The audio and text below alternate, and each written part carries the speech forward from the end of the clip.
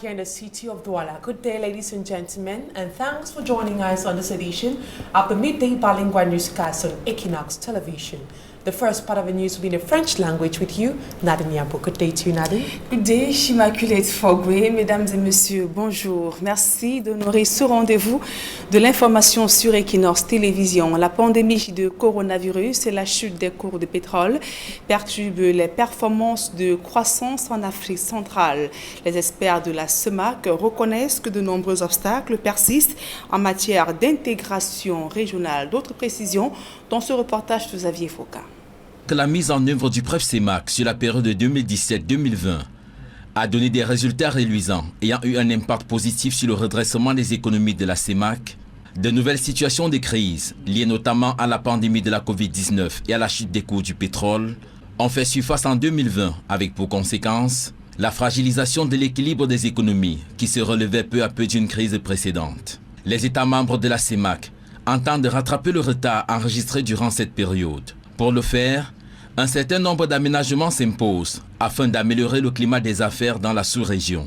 D'abord, le rôle des banques. Une chose est d'avoir des banques qui ont beaucoup d'argent, qui sont fluides. Une autre est de savoir comment faire en sorte que ces banques puissent financer l'économie. Donc, comment passer de la théorie de l'amélioration du climat des affaires à la pratique de la vraie amélioration. Comment faire en sorte que les impôts soient mieux organisés, que la douane travaille sereinement.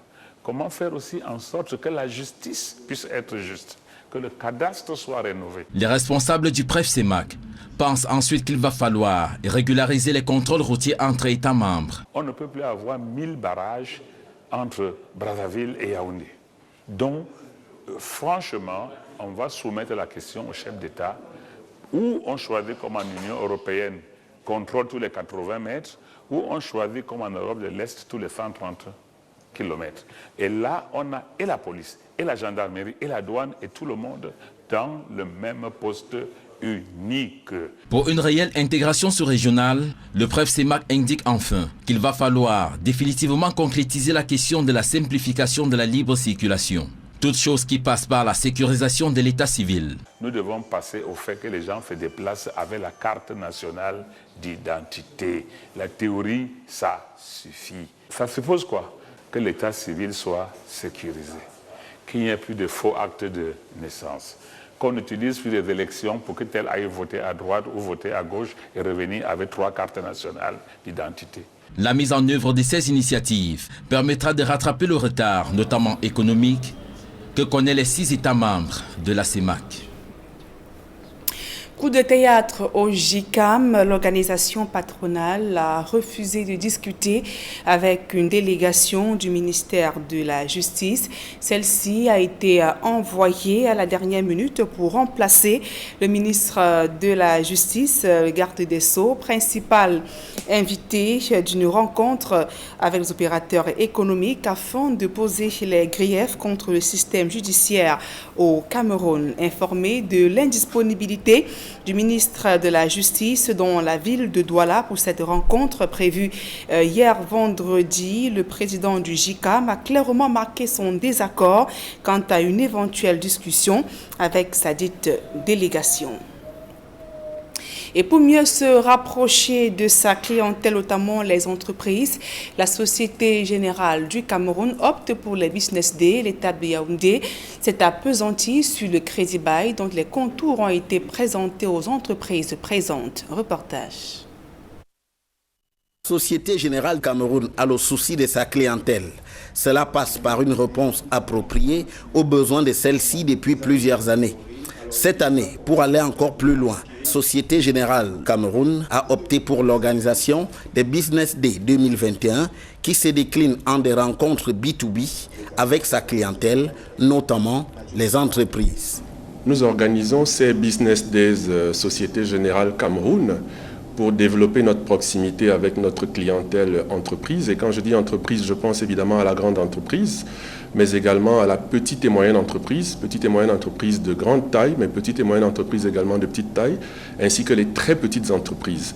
Ce rendez-vous à Yaoundé, à l'agence Hôtel de Ville de Société Générale Cameroun, permet à celle-ci de mettre sur la table la gamme de ses différents produits destinés à sa clientèle. Pour nous, ce sont des solutions entreprises. Donc il s'agisse de tout ce qui concerne le Global Trade Banking, donc des solutions par exemple de trade pour ceux qui font du commerce avec l'extérieur, des solutions de cash management, qu'il s'agisse de cash management de tradition bancaire ou alors de Yup Business, mais également des produits comme l'affacturage qui est très important pour les PME, le crédit bail et le leasing qui permettent donc aux entreprises de pouvoir acheter de l'équipement de production. Parmi les moments clés des Business Day à Yaoundé, il y a eu le grand angle sur le crédit bail dont les ressorts ont été expliqués aux entreprises, lesquelles ont exprimé leur satisfaction. Cet entretien nous a amené à être en confiance avec Société Générale parce qu'il y a des informations qu'on ignorait.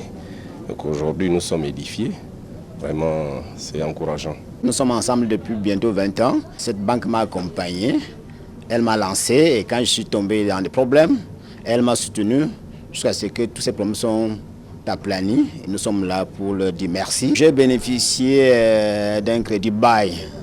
C'est-à-dire qu'on vous donne des véhicules que vous exploitez et vous remboursez petit à petit. Je suis très ému puisque ma préoccupation, on me l'a répondu comme il fallait. Ma préoccupation, c'était le crédit classique et c'est ce que je voulais. Ils m'ont donné la version que je voulais.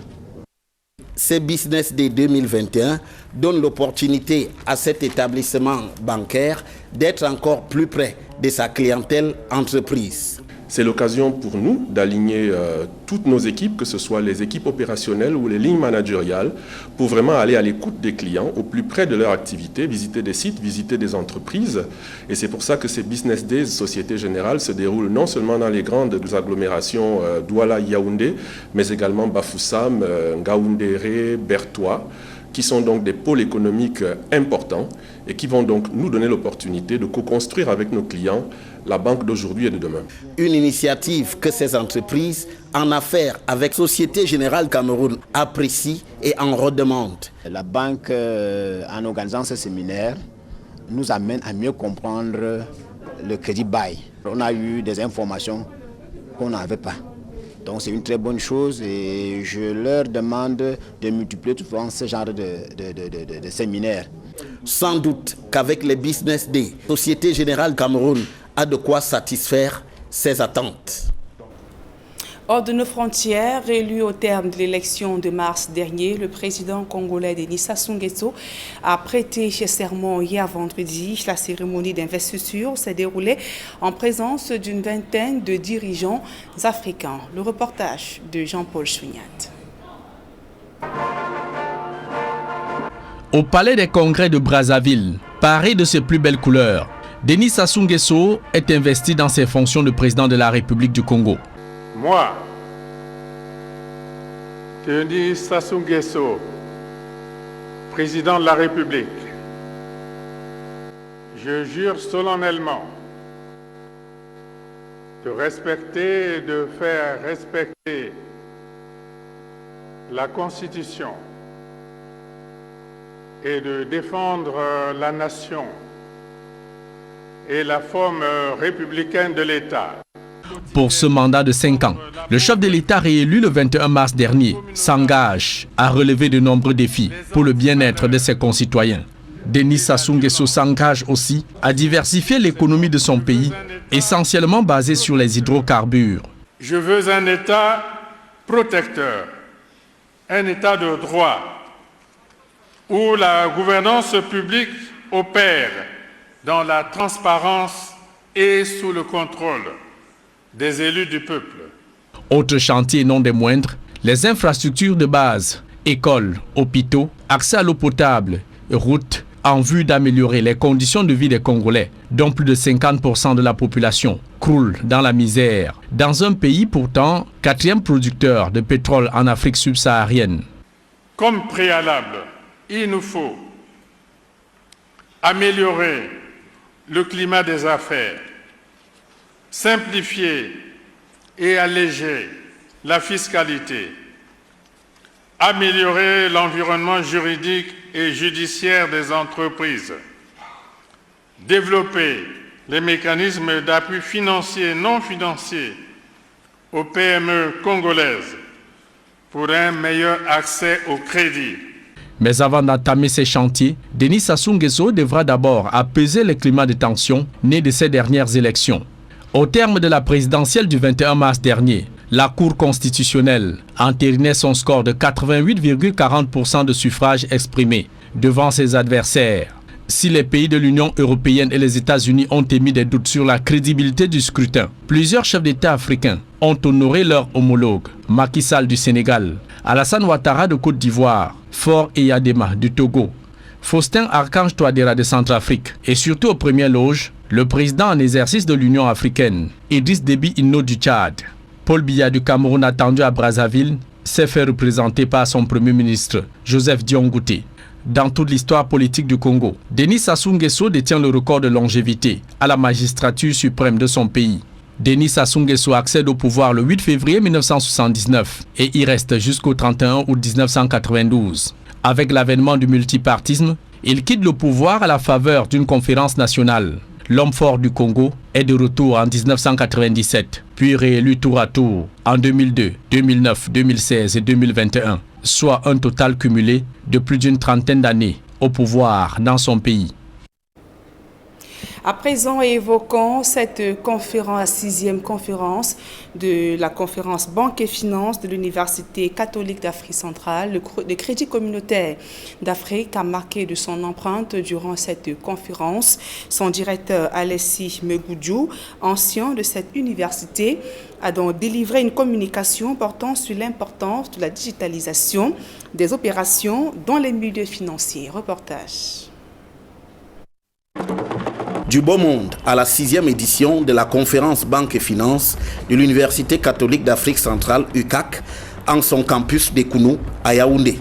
En effet, une conférence débat y a regroupé d'éminentes figures de la finance camerounaise sous le thème « Les dynamiques de digitalisation dans le système financier de la CEMAC, bilans et perspectives ». Sponsor de cet événement, le Crédit communautaire d'Afrique, CCA Bank, s'y est illustré par la communication de son directeur général sur le thème « La technologie de la microfinance, quelle inspiration pour la finance digitale ». Nous avons décidé de sponsoriser cet événement parce que il s'agit de la filière Banque Finance. CCA Bank recherche les meilleurs des universités. Et c'est notre domaine. C'est notre domaine. Nous devions accompagner des enfants. Nous devions faire le partage d'expérience avec les enfants pour leur permettre de faire le tour de la profession au-dessus de leurs connaissances théoriques. Abordant le vif du sujet de sa communication, le numéro 1 de CCA Bank a posé que la digitalisation est incontournable actuellement pour le secteur financier au Cameroun.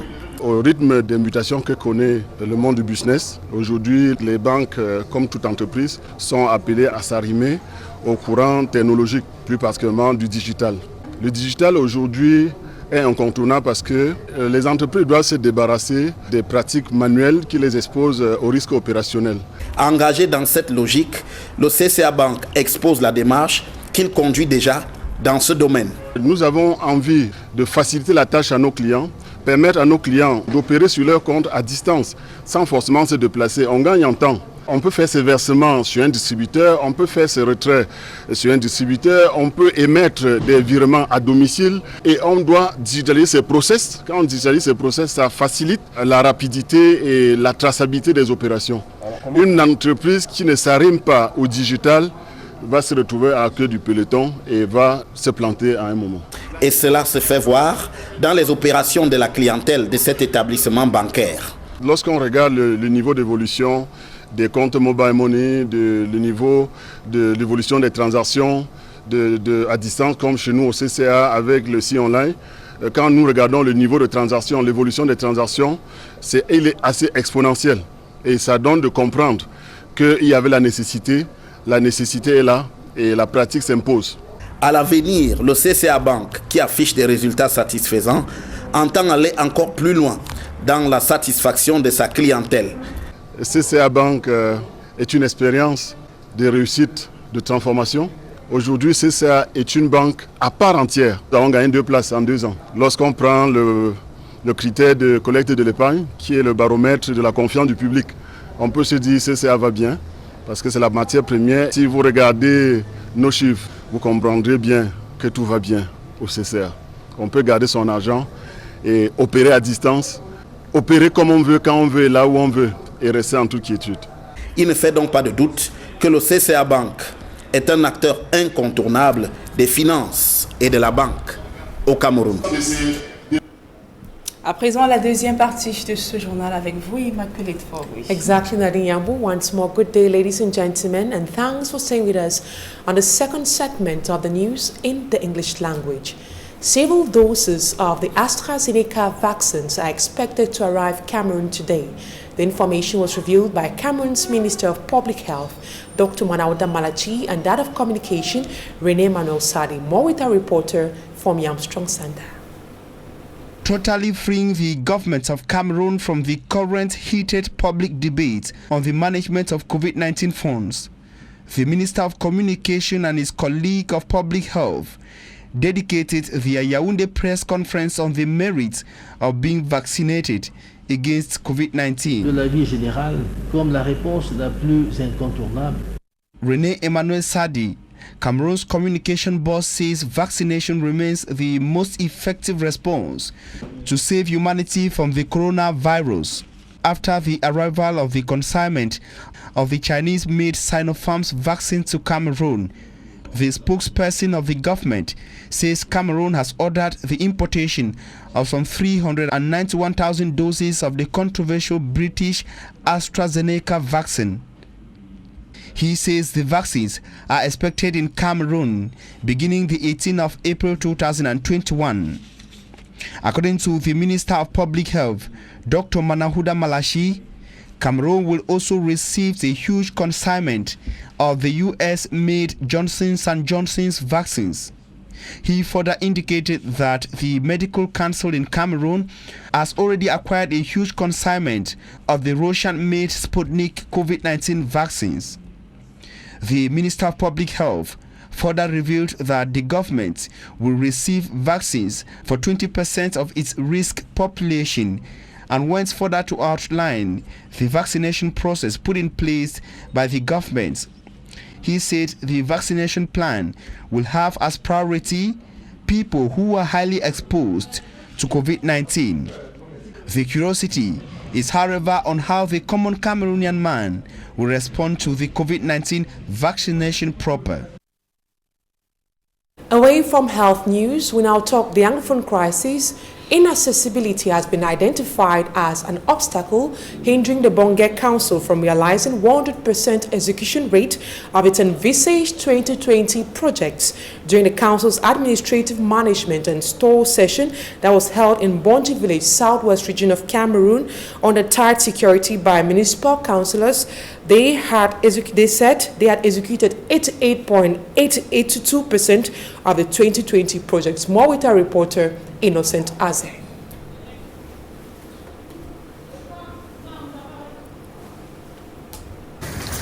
Insecurity pushes Mbonge municipal councillors to hold their administrative management and stores accounts session in a classroom in Mabonji village, away from their subdivisional headquarters.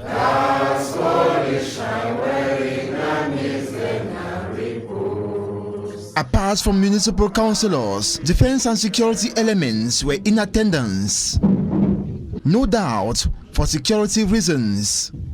However, despite the socio-political turbulence that greatly affected Mbonge subdivision, the Mbonge Council still bears a good report card as execution rate of its 2020 projects stands at 88.82%. If at least 12% of the envisaged 2020 projects were not realized, inaccessibility is advanced. Projects were not realized in Mbonge subdivision is insecurity challenges.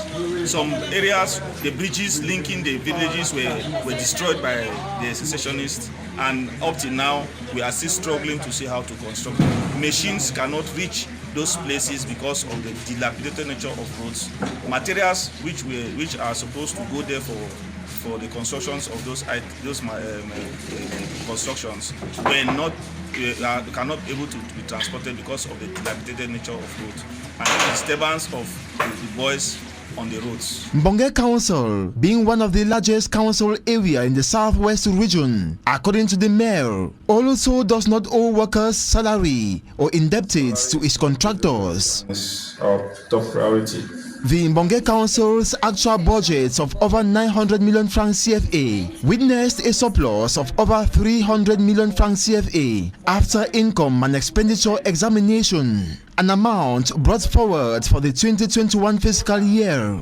The budget stood at 1,306,574,512 francs. Amount authorized for collection by the authorizing officer, 996,190,000. Mbonge municipal councillors had also carried out series of sensitization campaigns to curb spreads of the coronavirus in the subdivision. By the committee put in place to fight against COVID-19 in Mbonge municipality at different levels.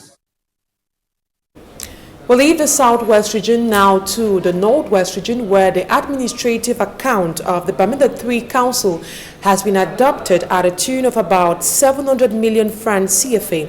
This was reviewed on Friday, April 16th during the Council's Administrative Management and Stores Account session. Despite several challenges encountered due to the socio-political upheaval, the Bamenda 3 Council succeeded to realize a good number of projects during the 2020 fiscal year, some of which include maintenance of roads, provisions of electricity, supply of potable water, and many other projects standing at about 80% execution rate. It should equally be noted that in the course of that council session, a municipal councillor, George Ambe, was confirmed dead shortly after he collapsed in the course of that council session. Right now, take a listen to the mayor of the Bamenda 3 Council, Fongo Cletus Tangui, in this excerpt. We have just, the administrative account of Bamenda 3 Council have just been adopted to the tune of over a little bit above 700 million francs, and we are thankful to all the stakeholders who work so hard to make this happen. We have realized a good number of projects ranging from potable water supply, maintenance of roads, and extension of electricity to most of our neighborhoods. I think our action plan this time was realized. Over 80% of the action plan was realized. For the fiscal year 2020, we succeeded in tarring the route from PNEU to Farmers House.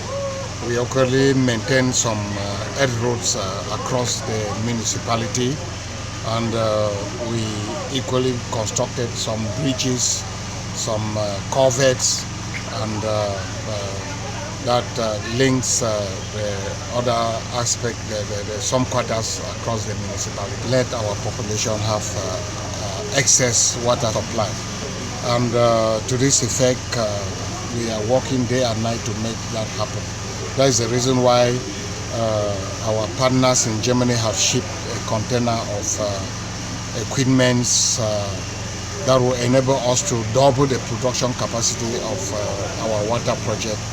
And when this is done, we'll be able to extend the water to other neighborhoods that are in need. We now talk something else. The new Consulate General of Equatorial Guinea to Cameroon, Andreas Milhandon, was received yesterday by the governor of the Littoral region, Samuel Jideneva Dibois. During his visit, the new Consulate General promised to rectify the visa problems between Cameroon and Equatorial Guinea. More with our reporter, Charles Ikome. Ladies and gentlemen, a brief overview of diplomatic and consular relations between Cameroon and Equatorial Guinea. Samuel Dieudonné Ivaha Dibois, governor of the Littoral region, welcomes Andres Mikas Ndong, new General Consulate of Equatorial Guinea to Cameroon. The General Consulate reminded Cameroonians of the cultural ties which bonds both nations. This was during a ceremony in his honor at the governor's office in Bonanjo, Douala 1 subdivision. Le premier mot que je vais vous dire, Guinée équatoriale et le Cameroun Nous sommes les deux pays frères. The very first words I will utter is that Equatorial Guinea and Cameroon are brotherly nations, from same fathers and mothers. We are not allies based on economic and sociocultural interests, so I will enforce the bilateral relationships between both nations. Je vais augmenter la relation bilatérale pour que notre pays nous doit être toujours Andres Mikas Ndong also tells Cameroonians who have had problems with issuing a visa to Equatorial Guinea that the problem will no longer exist. Moreover, he reminds the Cameroonian population of the cross-border convention signed between both nations. Like the governor earlier said, we have signed cross-border military conventions, which simply means if an enemy comes to attack Cameroon, the Equatorial Guinean military will be directly involved by supporting Cameroon and vice versa.